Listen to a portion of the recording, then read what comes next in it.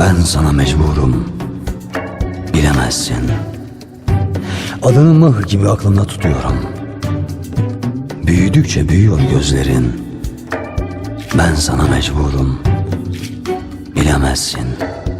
Ağaçlar sonbahara hazırlanıyor. Bu şehir o eski İstanbul'dur. Karanlıkta bulutlar parçalanıyor. Sokakta yağmur kokusu. Ben sana mecburum. Sen yoksun. Sevmek kimi zaman rezilce bir korkudur. İnsan akşamüstü ansızın yorulur. Tutsak, ustura ağzında yaşamaktan. Kimi zaman ellerini kırar tutkusu. Birkaç hayat çıkar yaşamasından. Kimi zaman arkasında yalnızlığın hınzır uğultusu. Fatih'te yorgun bir gramofon çalıyor. Eski zamanlardan bir cuma çalıyor.